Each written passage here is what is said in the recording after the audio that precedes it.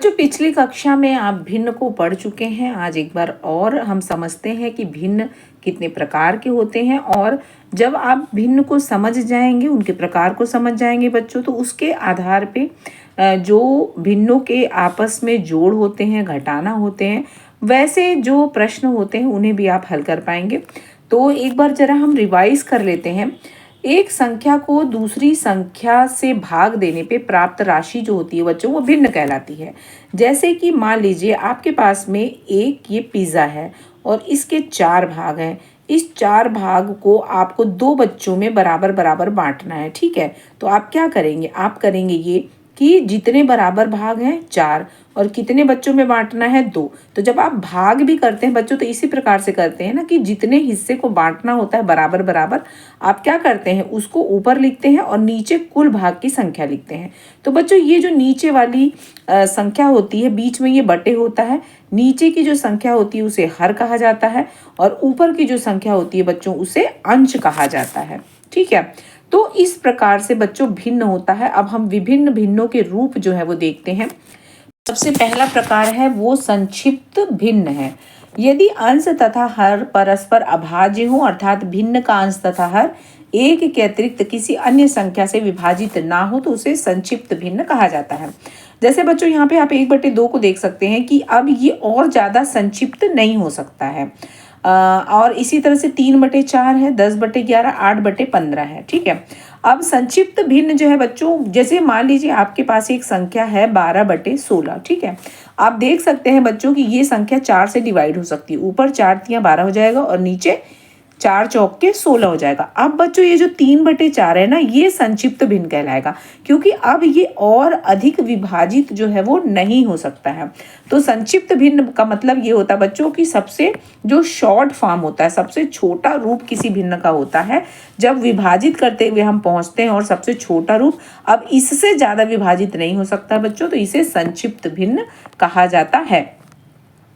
एक और उदाहरण बच्चों हम जो है वो देखते हैं। आप देख सकते हैं कि ये 3 से विभाजित हो रहा है, तो ये 3 9 और ये 3 10। अब ये 9/10 है बच्चों, देखिए आप, ये और अधिक विभाजित नहीं हो सकता है। तो इस तरह से ये 9/10 जो है वो बच्चों ये संक्षिप्त रूप कहलाएगा। और यहाँ पे जैसा कि आपने देखा, आप यहाँ पे 1/2, 3/4 आप देख सकते हैं कि ये और अधिक विभाजित नहीं होगा, ठीक है। तो अंश और हर दोनों को ही आपको ध्यान में रखना है। आप ये कंफ्यूज मत होइए कि ऊपर 8 लिखा है, ये तो और विभाजित हो सकता है ना, 4 से हो सकता है, 2 से हो सकता है, 15 जो है वो 3 से हो सकता है। नहीं, ये आपको ऐसा संक्षिप्त रूप जो है वो भिन्न कहलाएगा, संक्षिप्त भिन्न, जो कि अपने आप में अंश और हर दोनों को लेते हुए एक भिन्न हो, जो कि और अधिक शॉर्ट ना हो सके और अधिक संक्षिप्त ना हो सके। अब आगे बढ़ते हैं बच्चों, एक और प्रकार देखते हैं जिसे कि उचित भिन्न कहा जाता है।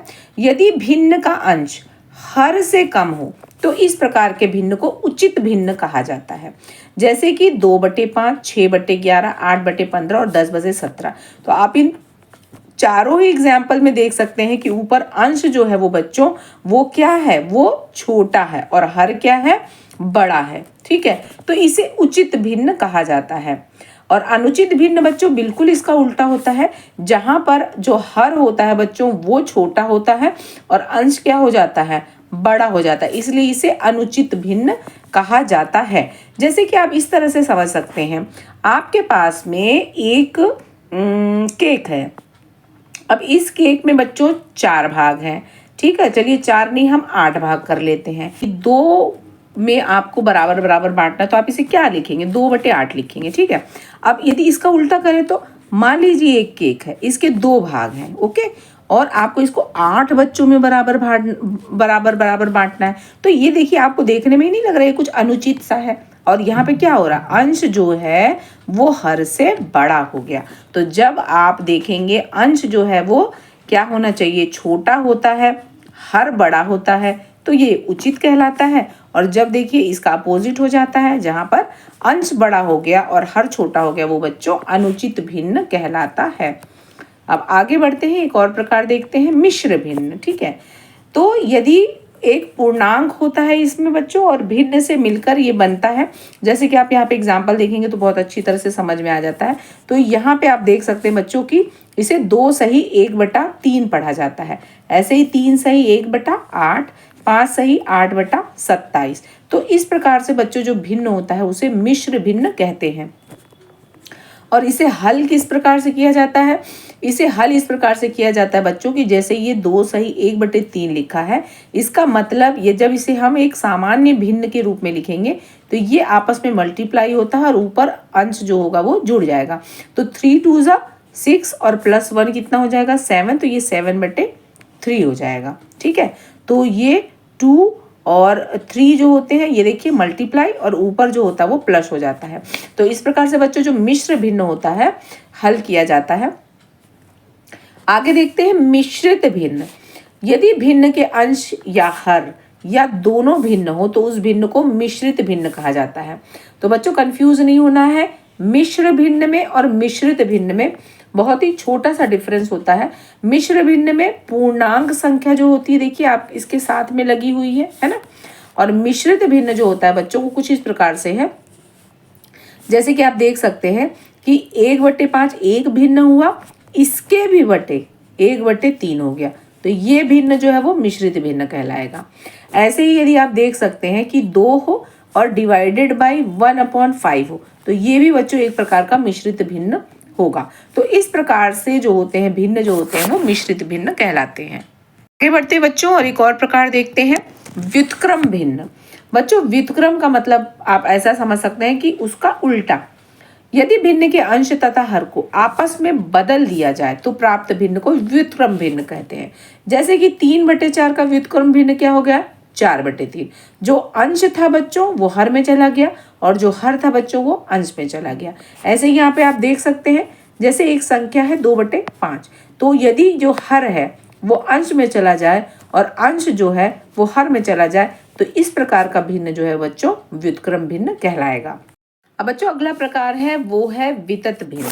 वितत भिन्न बच्चों कुछ इस प्रकार का होता है, आप देखिए जैसे कि यहाँ पे देखिए 1 + 1 है, इसके बटे में क्या है 3 प्लस फिर 1/6 है, उसके भी बटे में क्या है 5 + 6/11। तो इस प्रकार के बच्चों जो संख्याएं कहलाती हैं ये वितत भिन्न कहलाती हैं। ठीक है, आपको इसका नाम याद रखना है, ये वितत भिन्न है। अब इकाई भिन्न बच्चों बहुत ही आसानी से आप रख सकते हैं। इकाई का मतलब होता है एक, तो जिस भी भिन्न का अंश बच्चों 1 होता है, ठीक है, और हर जो है वो 0 के अतिरिक्त कोई भी पूर्ण संख्या हो तो वह भिन्न जो होता है बच्चों वो इकाई भिन्न कहा जाता है। ठीक है, तो 1/3, 1/4, 1/5, 1/7, 1/8 ये सारे एग्जाम्पल हैं। ऐसा कोई भी भिन्न जिसका अंश 1 होगा बच्चों वो इकाई भिन्न कहलाएगा। अगला प्रकार है तुल्य भिन्न। तुल्य भिन्न क्या होता है? तुल्य भिन्न बच्चों होता है जब 2 या 2 से अधिक वैसे ही भिन्न जिनका मान बराबर होता है वो तुल्य भिन्न कहलाते हैं। ठीक है बच्चों, जैसे यहाँ पे आप समझिए ये लिखा है 1/2, यदि हम ऊपर और नीचे 2 से मल्टीप्लाई कर दें तो क्या आ जाएगा 2/4। तो इस तरह से 1/2 जो है वो 2/4 के बराबर है। ऐसे ही यदि ऊपर फिर से 2 से मल्टीप्लाई कर दें तो 2 2 जा 4 और नीचे क्या आ जाएगा 8। इस तरह से 4/8। तो ये सारे ही नंबर्स जो होंगे ये क्या है एक दूसरे के बराबर हैं। जैसे 1/2 बराबर हो जाएगा 2/4 के, ये किसके बराबर हो जाएगा 3/6 के, बराबर 4/8 के। क्योंकि आप देखिए यदि आप इसको सिंप्लीफाई करते हैं बच्चों सभी को, देखो 3 1 जा 3, 3 2 जा 6, 4 1 जा 4, 4 2 जा, ये देखो सब 1/2 ही तो आ रहे हैं ना। तो इस प्रकार से ये सारे रूप जो होंगे बच्चों एक दूसरे के तुल्य कहलाएंगे। तुल्य होने का मतलब होता है कि एक दूसरे के ही वो बराबर हैं, जिनकी तुलना जो है वो की जा सकती है। आगे देखते हैं बच्चों हम समहर भिन्न।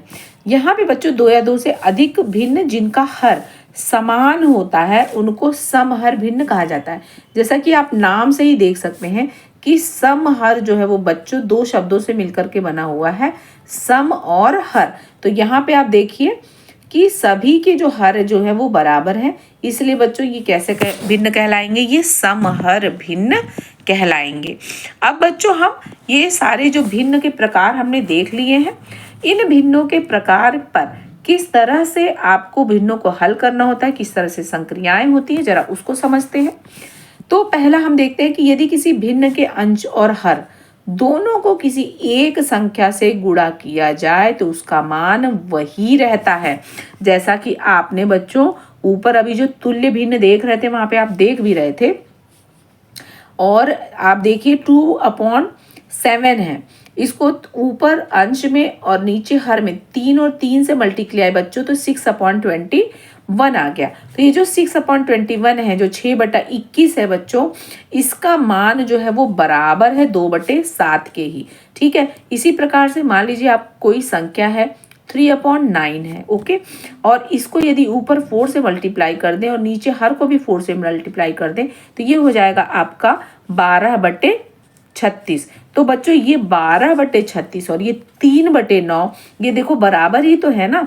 तो इसलिए किसी भी जो भिन्न होता है उस भिन्न में यदि ऊपर और नीचे हम किसी भी संख्या का बच्चों मल्टीप्लाई करते हैं तो वो आपस में क्या होते हैं, बराबर होते हैं। उसके मान में कोई परिवर्तन नहीं होता है। यहाँ देखने में भले आपको लग रहा है कि ये 6 हो गया, ये 21 हो गया, लेकिन जब आप इसे सिंप्लीफाई करेंगे तो आप देख सकते हैं कि 3 2 जा 6 और 3 7 जा 21 और ये 2/7 ही तो है। तो इस प्रकार से बच्चों आवश्यकतानुसार कई बार हमको अंश और हर में एक ही संख्या को गुणा करना पड़ सकता है। और ये हमेशा ध्यान रखना कि यदि हमें किसी प्रश्न को हल करने के लिए गुणा करने की आवश्यकता पड़ रही है तो आपको वो गुणा अंश और हर दोनों में ही करना है।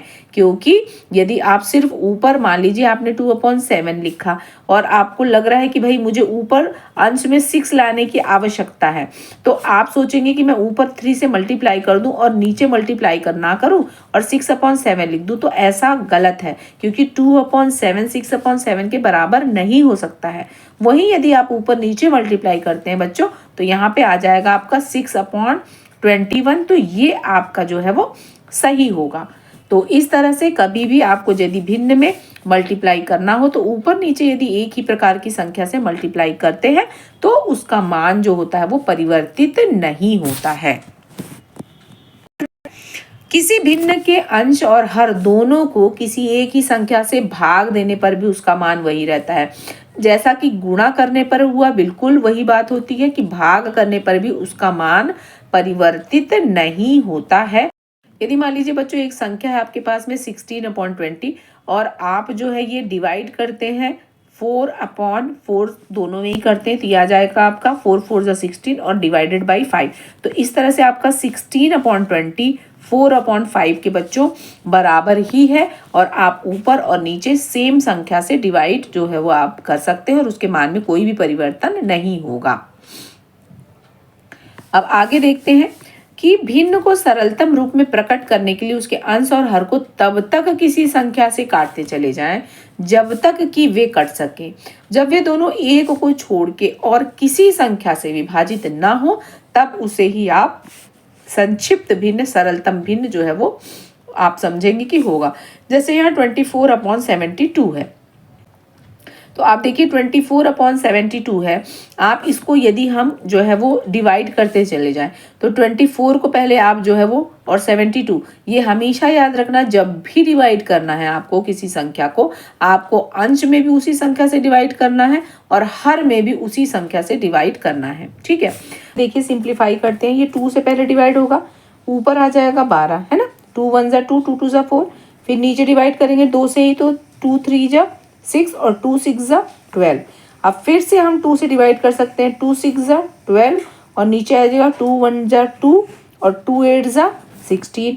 फिर से 2 से डिवाइड होगा, 2 3 जा 6, 2 9 जा 18, 3 1 जा 3 और 3 3 जा 9। तो इस तरह से बच्चों 1/3 इसका सबसे अधिक सिंप्लीफाई रूप है जो अब और अधिक सरल नहीं हो सकता है। तो यही नियम होता है कि किसी भी भिन्न को आपको तब तक सरल करना है जब तक कि वह सबसे छोटे रूप में प्राप्त ना हो जाए। आगे देखते हैं, किसी भिन्न को पूर्णांक से गुणा करते समय पूर्णांक और भिन्न के अंश को गुणा करना चाहिए, हर वहीं का वहीं रहता है। तो जैसे कि बच्चों मान लो आपको कोई एक भिन्न दिया गया है 3/5, और यदि आपको 2 से उसको गुणा करना है तो ये बच्चों ऊपर अंश और अंश का ही गुणा होगा, ये नीचे गुणा नहीं होगा, जैसा कि आप देख सकते हैं। एक और उदाहरण देखते हैं, जैसा कि मान लेते हैं 4/7 है और इसको मल्टीप्लाई करना है 3 से। तो बच्चों ये होगा 3 4 12 और अपॉन आएगा 7। हर में मल्टीप्लाई नहीं करना है, क्योंकि आपको शायद पता भी होगा कि ये बच्चों यदि कोई पूर्णांक इस तरह से लिखा गया है तो इसका मतलब ये 3/1 है, मतलब इसके हर में बच्चों 1 है, तो 7 × 1 तो 7 ही होगा और हमें इसे अलग से लिखने की आवश्यकता नहीं है। तो इसीलिए बच्चों ये इसका हर एक तरह से जो है ना, जो 2 है इसका हर 1 है, तो ऊपर ही ऊपर अंश और अंश का मल्टीप्लाई हुआ, हर और हर का मल्टीप्लाई हुआ, तो 3 2 जा 6 आ गया और 5 1 जा 5 आ गया। तो इसीलिए यदि आपको इस प्रकार से लिखा हुआ मिले तो ऐसा नहीं है कि आपको ये 2 है उसको अंश में भी मल्टीप्लाई कर दिया और नीचे भी मल्टीप्लाई कर दिए। अक्सर यही गलतियां होती हैं और आपको ये समझना है कि आपको यदि किसी संख्या से मल्टीप्लाई करना है, किसी पूर्णांक से मल्टीप्लाई करना है, तो आपको उसको अंश में ही गुणा करना है, उसके हर में गुणा नहीं करना है। आगे बढ़ते हैं और एक और हम देखते हैं कि जब भी हम किसी भिन्न से संबंधित जो गणित के प्रश्न हल करते हैं तो वहाँ पे और क्या बातें आपको ध्यान रखनी है। बच्चों जब भिन्न को भिन्न से गुणा करते हैं तो अंश को अंश से और हर को हर से गुणा करना चाहिए। जैसे कि यहाँ पे आप देख सकते हैं 3/7 है और इसको मल्टीप्लाई किया गया है 11/19 से। तो बच्चों अंश को अंश से गुणा किए तो 3 को 11 से मल्टीप्लाई किए तो 33 आ गया और 7 को बच्चों 19 से जब गुणा किए तो 133 आ गया। एक छोटा नंबर देखिए तो जैसे मान लो जो 1/3 है और इसको हम मल्टीप्लाई करेंगे 2/5 से, तो बच्चों अंश को अंश से मल्टीप्लाई करेंगे तो 2 1 जा 2 और हर को हर से मल्टीप्लाई करेंगे तो ये आ जाएगा 15। तो इस प्रकार से बच्चों हमेशा अंश को अंश से मल्टीप्लाई किया जाता है और हर को हर से मल्टीप्लाई किया जाता है, इस बात का आपको ध्यान रखना है। एक और प्रकार से भी बच्चों आपको भिन्न जो है वो हल करने के लिए आ सकता है, जैसे कि 1/3 है और डिवाइडेड बाई आपको 15/18 दे दिया और इस तरह से आपको हल करना हो तो बच्चों इसे इस प्रकार से लिखा जाता है। आप जब भी बीच में डिवाइड करना है तो ये 1/3 आप ऐसे का ऐसा ही लिखेंगे, बीच में आपको क्या करना है, गुणे का निशान लगाना है और ये संख्या इसका व्युत्क्रम लिखा जाता है। इसीलिए जो हमने भिन्न के प्रकार पढ़ रहे थे तो इसका क्या कर दिया जाता है, व्युत्क्रम लिखा जाता है। तो ये 15/18 बच्चों ये हो जाएगा 18/15। ठीक है, तो इसके बाद आप सिंप्लीफाई कर सकते हैं। 3 1 जा 3 और 3 6 जा 18 हो गया, 3 2 जा 6 और 3 5 जा 15। तो इस प्रकार से इसका जो संक्षिप्त रूप है बच्चों वो आ गया आपका 2/5। तो इस प्रकार से यदि आपको भिन्न जो होता है में भाग संबंधी प्रश्न आए तो आपको इस प्रकार से इसको हल करना है। तो इस प्रकार से आपको भिन्न जो होता है उसको सॉल्व करने के लिए भिन्न के जो विभिन्न रूप हैं और संक्रियाओं को हल करते समय जो नियम है उनको याद रखना है। इन पर किस प्रकार से प्रश्न आ सकते हैं ये आने वाले वीडियो में आपको बताऊंगी।